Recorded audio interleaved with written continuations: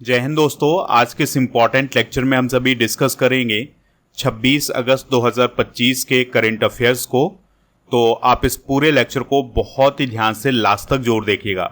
Last में आपसे question पूछा जाएगा जिसका आंसर कमेंट बॉक्स में बताना है। तो चलिए आज के पहले और इम्पॉर्टेंट क्वेश्चन को डिस्कस करते हैं।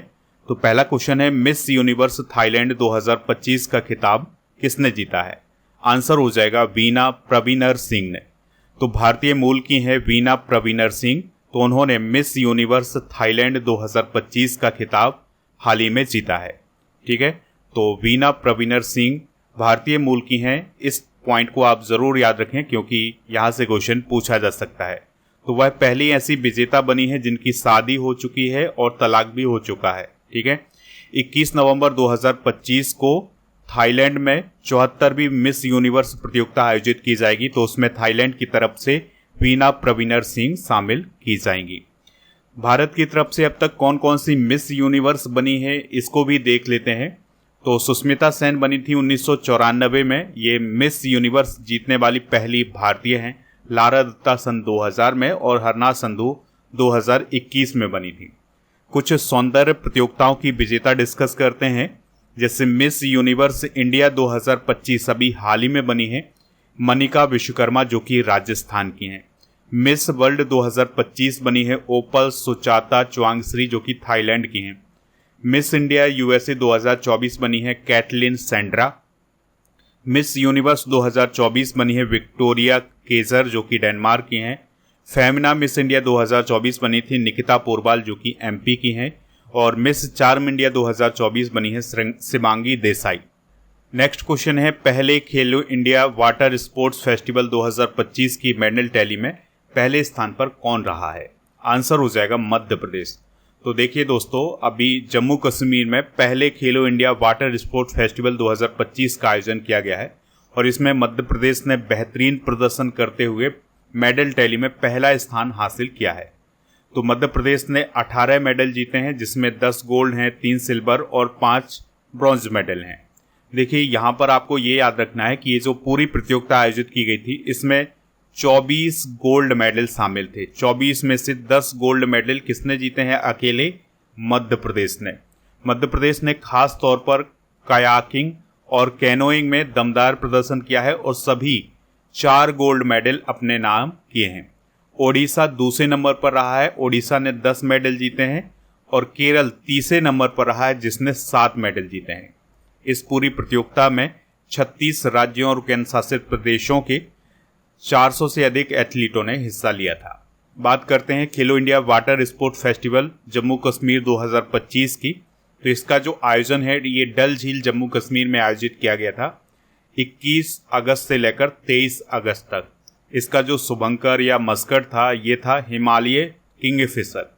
और दोस्तों ये जो खेलो इंडिया वाटर स्पोर्ट फेस्टिवल आयोजित किया गया है इसका उद्देश्य क्या था कि जो वाटर स्पोर्ट्स हैं उनको बढ़ावा दिया जाए। इसका आयोजन किया है भारतीय खेल प्राधिकरण और जम्मू कश्मीर खेल परिषद ने। 36 राज्य केंद्र शासित प्रदेश इसमें शामिल हुए थे। 400 से ज़्यादा एथलीट इसमें शामिल हुए हैं। नौकायन, कैनोइंग और कयाकिंग जैसी प्रतियोगिताएं इसमें शामिल की गई थीं। खेलो इंडिया से रिलेटेड कुछ इवेंट उनके विजेता डिस्कस करते हैं, जैसे खेलो इंडिया यूथ गेम्स 2025 आयोजित किए गए थे बिहार और दिल्ली में। महाराष्ट्र इसका विजेता रहा है। खेलो इंडिया विंटर गेम्स 2025 आयोजित किए गए हैं लेह गुलमर्ग में और भारतीय सेना इसकी विजेता रही है। खेलो इंडिया बीच गेम्स 2025 गोखला बीच द्वीप में आयोजित किए गए थे, मणिपुर टॉप पर रहा है। खेलो इंडिया पैरा गेम्स 2025 नई दिल्ली में आयोजित किए गए थे, हरियाणा टॉप पर रहा है। खेलो इंडिया यूनिवर्सिटी गेम्स आने वाले समय में जयपुर राजस्थान में होंगे, अब ये प्रतियोगिता आयोजित नहीं हुई है। अगले क्वेश्चन की तरफ बढ़ते हैं, चेतेश्वर पुजारा ने हाल ही में किस खेल से संन्यास लिया है? आंसर हो जाएगा क्रिकेट। ठीक है, तो भारतीय क्रिकेटर चेतेश्वर पुजारा ने हाल ही में संन्यास लेने की घोषणा की है। उन्होंने डेब्यू किया था 2010 में। 2023 में ऑस्ट्रेलिया के खिलाफ अंतिम टेस्ट मैच खेला था और अब दोस्तों फाइनली उन्होंने 2025 में जाकर के अंतर्राष्ट्रीय क्रिकेट से संन्यास ले लिया है। उन्होंने अपने करियर में 103 टेस्ट मैच खेले हैं, इसके अलावा 5 वनडे मैच खेले हैं। उनके टेस्ट रिकॉर्ड की बात करें तो उन्होंने 7,195 रन बनाए हैं 43.60 की औसत से, जिसमें 19 शतक हैं और 35 अर्धशतक हैं। दोस्तों, हाल ही में संन्यास लेने वाले खिलाड़ियों को डिस्कस करते हैं। जैसे आंद्रे रसेल ने संन्यास लिया है, ये क्रिकेट से संबंधित थे और ये वेस्ट इंडीज़ के लिए खेलते थे, तो इन्होंने इंटरनेशनल क्रिकेट से संन्यास लिया है। ललित उपाध्याय ने इंटरनेशनल हॉकी से संन्यास लिया है, ये भारत के थे। निकोलस पूरन ने इंटरनेशनल क्रिकेट से संन्यास लिया है, ये वेस्ट इंडीज़ के थे। हेनरिक क्लासेन ने इंटरनेशनल क्रिकेट से संन्यास लिया है, ये साउथ अफ्रीका के थे। पेपेरीना ये फुटबॉलर थे और गोलकीपर थे, ये स्पेन के थे, इन्होंने संन्यास लिया है। विराट कोहली ने टेस्ट क्रिकेट से अभी कुछ समय पहले संन्यास लिया था। रोहित शर्मा ने भी संन्यास लिया है। वंदना कटारिया ने इंटरनेशनल हॉकी से संन्यास लिया है, ये भारत की थी। वी सुमित रेड्डी ने बैडमिंटन से संन्यास लिया है, ये भारत के थे। मुशफिकुर रहीम ने वनडे क्रिकेट से संन्यास लिया है, ये बांग्लादेश के थे। शरद कमल ने टेबल टेनिस से संन्यास लिया है, ये भारत के थे। स्टीव स्मिथ, इन्होंने वनडे क्रिकेट से संन्यास लिया, ये ऑस्ट्रेलिया के थे। रिद्धिमान साहा, इन्होंने क्रिकेट के सभी फॉर्मेट से संन्यास लिया है, ये भारत के थे, ठीक है। और सिमोना हालेप, इन्होंने टेनिस से संन्यास लिया है, ये रोमानिया देश की थी, ठीक है। अगला क्वेश्चन है, केंद्रीय औद्योगिक सुरक्षा बल यानी CISF ने अपनी पहली पूर्ण महिला कमांडो इकाई किस राज्य में शुरू की है? आंसर हो जाएगा मध्य प्रदेश में। यानी CISF ने अपनी एक ऐसी यूनिट शुरू की है मध्य प्रदेश में जिसमें महिलाएं हैं, केवल महिला कमांडो हैं, ठीक है।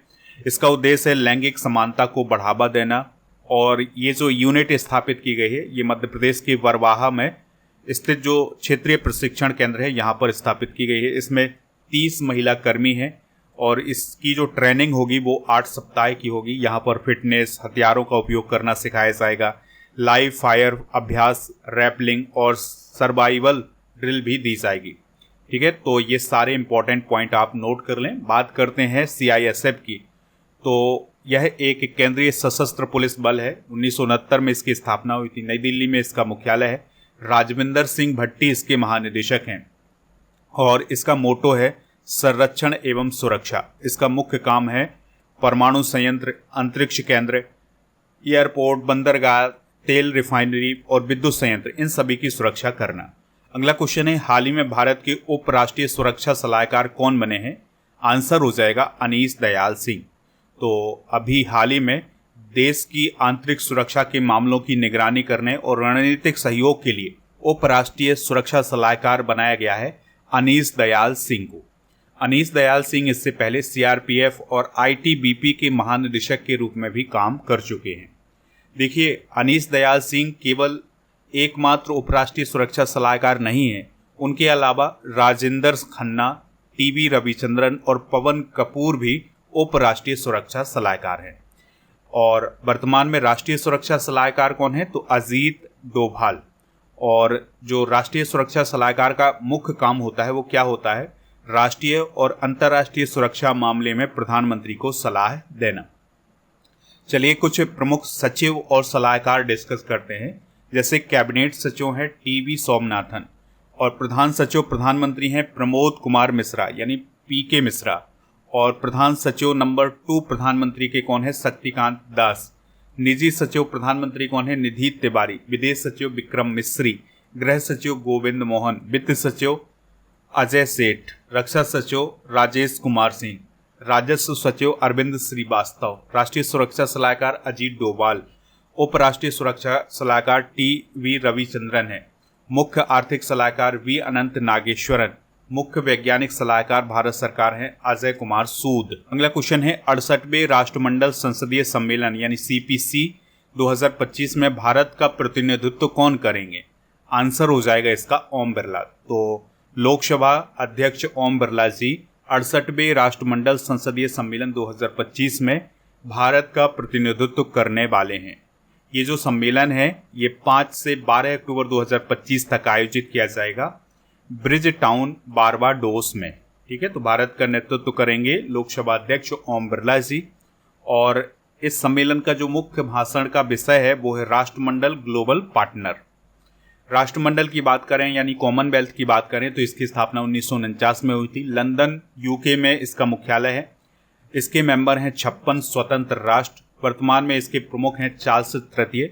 तो जो भी यूनाइटेड किंगडम का राजा होता है, महारानी होती है, वही इसका प्रमुख होता है। इसका उद्देश्य है लोकतंत्र, मानवाधिकार, कानून का शासन, सतत विकास को बढ़ावा देना। और वर्तमान में इसकी महासचिव हैं घाना देश की सरली बोचबे। अगला क्वेश्चन है, अखिल भारतीय स्पीकर सम्मेलन 2025 का आयोजन किस विधानसभा में किया गया है? आंसर हो जाएगा दिल्ली विधानसभा में। तो दोस्तों, अखिल भारतीय स्पीकर सम्मेलन 2025 का आयोजन दिल्ली विधानसभा में आयोजित किया गया है, जिसका उद्घाटन केंद्रीय गृह मंत्री अमित शाह जी के द्वारा किया गया था।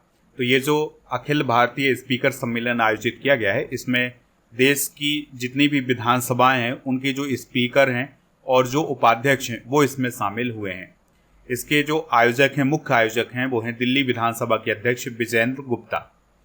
और दोस्तों, इसका जो मुख्य विषय है वो है इंपीरियल लेजिस्लेटिव काउंसिल से लेकर सेंट्रल लेजिस्लेटिव असेंबली और भारत की पहली संसद तक का इतिहास।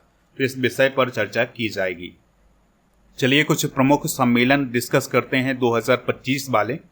तो विश्व आर्थिक मंच सम्मेलन दावोस स्विट्जरलैंड में आयोजित किया गया था। विश्व सरकार शिखर सम्मेलन दुबई यूएई में। वैश्विक प्रौद्योगिकी शिखर सम्मेलन नई दिल्ली में हुआ है। और विश्व सतत विकास शिखर सम्मेलन नई दिल्ली में हुआ है। G7 शिखर सम्मेलन अल्बर्टी कनाडा में हुआ है। नाटो शिखर सम्मेलन 2025 द हैग नीदरलैंड में हुआ है। ब्रिक्स शिखर सम्मेलन 2025 रियो डी जेनेरियो ब्राज़ील में हुआ है। SCO शिखर सम्मेलन अभी होना है तियानजिन चाइना में। और UN जलवायु परिवर्तन सम्मेलन वेलेम ब्राज़ील में होगा। और open government partnership global summit Victoria Spain में होगा। अगला क्वेश्चन है, सौरभ गांगुली को साउथ अफ्रीका 20 लीग 2026 के लिए किस टीम का मुख्य कोच नियुक्त किया गया है? आंसर हो जाएगा प्रीटोरिया कैपिटल्स। तो देखिए, जिस प्रकार से भारत में IPL होता है ना, उसी प्रकार से साउथ अफ्रीका में साउथ अफ्रीका 20 लीग होती है। तो उसमें एक टीम है जिसका नाम है प्रीटोरिया कैपिटल्स। तो उसके मुख्य कोच कौन बने हैं? सौरभ गांगुली बने हैं। उन्होंने कोच के रूप में जोनाथन ट्रॉट का स्थान लिया है। देखिए, सौरभ गांगुली के बारे में आपको ज़्यादा बताने की कोई ज़रूरत नहीं है। ये भारतीय क्रिकेट टीम के कप्तान रहे हैं। इसके अलावा ये BCCI अध्यक्ष के रूप में भी काम कर चुके हैं। वर्तमान में ये ICC पुरुष क्रिकेट समिति के अध्यक्ष भी हैं। ठीक है, इन्होंने IPL में दिल्ली कैपिटल्स के क्रिकेट निदेशक के रूप में काम किया है। इसके अलावा मेंटर के रूप में भी ये IPL में काम कर चुके हैं। साउथ अफ्रीका 20 लीग की बात करें तो ये IPL की तरह एक T20 क्रिकेट की लीग है। 2023 में इसकी शुरुआत हुई थी और इसका जो आयोजक होता है वो है क्रिकेट साउथ अफ्रीका। और इसमें कुछ प्रमुख टीमें हैं जैसे मुंबई इंडियंस, कैपटाउन और ये सभी चेन्नई सुपर किंग्स जैसी है, Joburg super Kings, Pretoria Capitals. तो ये सारी इसकी टीमें हैं। हाल ही में नियुक्त किए गए कुछ प्रमुख कोच डिस्कस करते हैं। जैसे भारतीय पुरुष फुटबॉल टीम के कोच बने हैं खालिद जमील, ये मुख्य कोच बने हैं। जूनियर पुरुष हॉकी टीम के कोच बने हैं PR श्रीजेश। टीम इंडिया पुरुष क्रिकेट के बने हैं गौतम गंभीर। राष्ट्रीय महिला हॉकी टीम के कोच बने हैं हरेंद्र सिंह। और भारतीय महिला क्रिकेट टीम के कोच हैं अमोल मजूमदार। और भारतीय पुरुष हॉकी टीम के जो कोच हैं वो हैं क्रेग फुलटन। अगला क्वेश्चन है, इसरो ने किस मिशन के लिए पहला एकीकृत वायु ड्रॉप परीक्षण सफलतापूर्वक पूरा किया है? आंसर हो जाएगा गगनयान मिशन। तो देखिए, 2027 तक गगनयान मिशन लॉन्च किया जा सकता है इसरो के द्वारा। ठीक है, तो अब इसके लिए बहुत सारे परीक्षण अभी शुरू किए गए हैं। वैसे बहुत पहले से इसके परीक्षण हो रहे हैं, लेकिन अभी एक एकीकृत वायु ड्रॉप परीक्षण सफलतापूर्वक पूरा किया गया है। तो देखिए, गगनयान मिशन में होना क्या है कि अंतरिक्ष यात्रियों को पहले अंतरिक्ष में ले जाया जाएगा, फिर उनको वापस लाया जाएगा। तो अब उनको वापस लाया जाएगा, उनकी लैंडिंग किस प्रकार से की जाएगी, तो इसी के लिए अभी हाल ही में एकीकृत वायु ड्रॉप परीक्षण किया गया है। तो इसमें भारतीय वायुसेना भी शामिल हुई थी, DRDO, भारतीय नौसेना और इंडियन कोस्ट गार्ड, ये सभी शामिल हुए थे। बात करते हैं गगनयान मिशन की। तो इसे इसरो लॉन्च करेगा और इसका उद्देश्य है कि 3 भारतीय अंतरिक्ष यात्रियों को पृथ्वी की 400 किलोमीटर ऊंचाई पर भेजना, यानी कि जो पृथ्वी से 400 किलोमीटर की ऊंचाई पर भेजा जाएगा और उन्हें सुरक्षित वापस लाया जाएगा। ये जो पूरा मिशन होगा ये लगभग 3 दिन का मिशन हो सकता है। इसमें जो लॉन्च व्हीकल यूज किया जाएगा वो ह्यूमन रेटेड LVM3 यूज किया जाएगा और ये लॉन्चिंग 2027 तक हो सकती है। अगला क्वेश्चन है ADR यानी एसोसिएशन फॉर डेमोक्रेटिक रिफॉर्म की रिपोर्ट के अनुसार देश के सबसे अमीर मुख्यमंत्री कौन है? तो वो हैं चंद्रबाबू नायडू, जो कि आंध्र प्रदेश के चीफ मिनिस्टर हैं। इनके पास 931.8 करोड़ रुपए की संपत्ति है। दूसरे नंबर पर हैं पेमा खांडू, जो कि अरुणाचल प्रदेश के चीफ मिनिस्टर हैं। फिर तीसरे नंबर पर हैं सिद्धरमैया, जो कि कर्नाटक के मुख्यमंत्री हैं। और चौथे नंबर पर हैं नेफ्यू रियो, जो कि नागालैंड के CM हैं। और पाँचवें नंबर पर हैं मोहन यादव, जो कि मध्य प्रदेश के CM हैं। सबसे कम संपत्ति वाले CM कौन है? ममता बनर्जी, इनके पास 15 लाख की संपत्ति है। उमर अब्दुल्ला के पास 55 लाख की संपत्ति है। पिनराई विजयन के पास 1 करोड़ की लगभग। भजन लाल शर्मा जी के पास भी 1 करोड़ की संपत्ति है। और योगी आदित्यनाथ जी के पास भी 1.5 करोड़ के आसपास की संपत्ति है।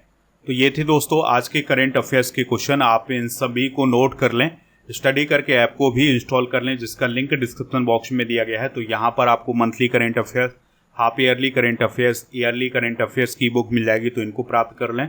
इसके अलावा कोर्स एंड PDF वाले ऑप्शन पर राजा गुप्ता सर का जो अर्जुन GS फाउंडेशन बैच है, ये आप ज्वाइन कर सकते हैं। इसके लिए कूपन यूज करना है आज़ादी 400। GK GS complete online batch भी आपको ऐप पर ही मिलेगा। चलिए अब हम कल के करंट अफेयर्स को एक बार रिवाइज करते हैं। डूरंट कप 2025 का विजेता कौन है? North east United football club. विश्व प्रतिस्पर्धात्मकता रैंकिंग 2025 में भारत की रैंक क्या है? 41। WHO ने नेपाल को किस बीमारी से मुक्त घोषित किया है? रूबेला। और इसरो का लक्ष्य किस वर्ष तक भारतीय अंतरिक्ष स्टेशन का पहला मॉड्यूल लॉन्च करना है? 2028। ठीक है, यहाँ पर 2028 कर लेना। उत्तर प्रदेश का पहला ग्रीन हाइड्रोजन प्लांट किस शहर में स्थापित किया गया है? गोरखपुर में।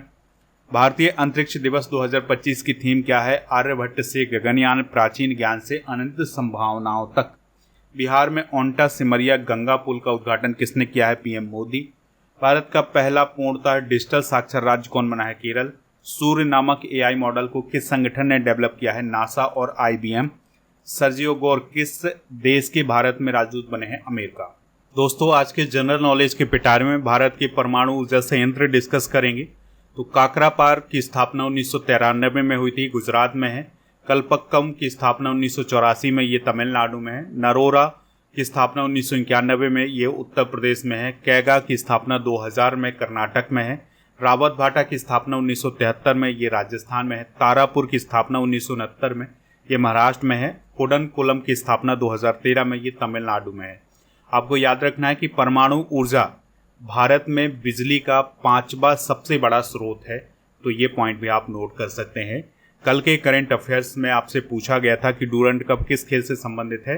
तो ये फुटबॉल से संबंधित है। लगभग सभी लोगों ने इसका आंसर फुटबॉल बताया हुआ है। दोस्तों आज आपके लिए क्वेश्चन है, वंदना कटारिया का संबंध किस खेल से था जिन्होंने संन्यास लिया है? जो भी इसका राइट आंसर हो कमेंट बॉक्स में जरूर बताएं।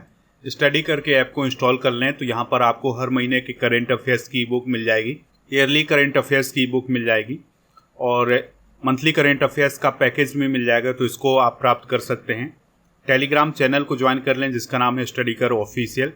GK GS की ये सभी ई बुक भी आपको ऐप पर ही मिलेंगी, तो इनको भी प्राप्त कर सकते हैं।